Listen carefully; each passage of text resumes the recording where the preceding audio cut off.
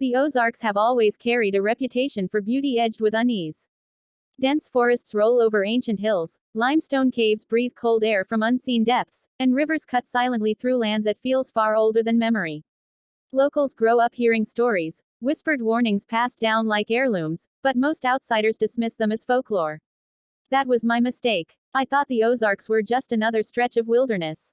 I didn't know something was living in them, watching, waiting, and capable of stepping out of the woods and into the water as if it belonged to both worlds. I was camping near a remote stretch of river, far from marked trails or tourist cabins. The nearest town was almost an hour away, and cell service vanished miles back. I wanted isolation, the kind that clears your head. The first night was quiet, almost unnervingly so. No crickets, no frogs, none of the usual nighttime noise you expect near water. The river moved slowly, reflecting moonlight like a sheet of black glass.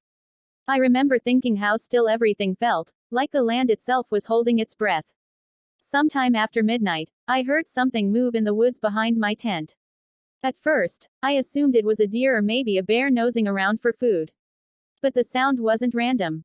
It was deliberate. Heavy footsteps pressed into the damp earth, each one slow and measured, stopping just long enough to make me question whether I'd imagined it. I stayed still, listening. Whatever it was didn't snort or huff like an animal. It didn't break branches. It simply walked, as if it knew exactly where it was going. Then the smell hit me. It was thick and metallic, like wet iron mixed with decay. I've smelled dead animals before, this wasn't that. This was stronger, almost overwhelming, and it seemed to cling to the air. My stomach turned, and every instinct told me not to unzip the tent, not to make a sound. The footsteps circled once, close enough that I could see a shadow pass across the thin fabric. It was tall, too tall to be a deer. Without warning, it moved toward the river. I heard the brush part, then the unmistakable sound of something stepping into shallow water. There was no splash, no sudden movement, just the slow displacement of water, like a body heavier than it should have been wading in. The river rippled outward in wide, lazy rings. I gathered enough courage to peer through a small tear in the tent seam, my heart hammering so hard I was sure it could hear me. What I saw still doesn't make sense. A shape stood at the water's edge, partially illuminated by the moon. It was humanoid, but wrong in ways that are hard to put into words. Its limbs were too long, its posture slightly hunched, like it wasn't fully accustomed to standing upright. Its skin looked dark and slick, reflecting light like it was wet even before it entered the river. I couldn't see a face clearly, but I knew it was looking at the water, not at me.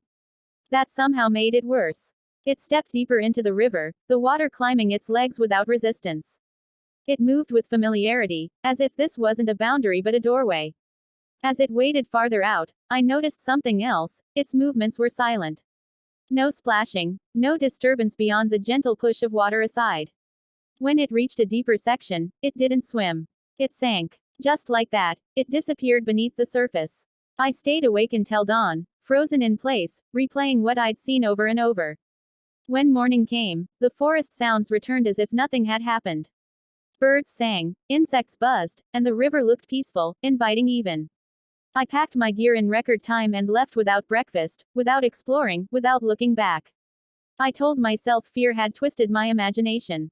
I wanted to believe that, but then I started asking questions. In the following weeks, I spoke to locals, people who had lived near the Ozarks their entire lives. I didn't describe what I saw outright. I just asked if anyone had ever noticed strange things near the rivers or woods. The reactions were telling. Conversations went quiet. Eyes shifted. More than one person told me I should be careful where I camp. An older man at a bait shop finally said something that made my blood run cold. He told me the Ozarks don't belong entirely to us, and some things move between the forest and the water like it's nothing at all. He said animals go missing. Dogs refuse to cross certain streams. People hear footsteps at night that stop just outside the light. And sometimes, something comes out of the woods and into the water, because that's where it hides. I still don't know what I saw. I don't know if it was ancient or something that learned to survive alongside us. What I do know is that the Ozarks aren't empty. They're full of secrets, and not all of them want to stay buried. If you ever find yourself alone near those rivers at night and the woods go quiet, don't go looking for the reason.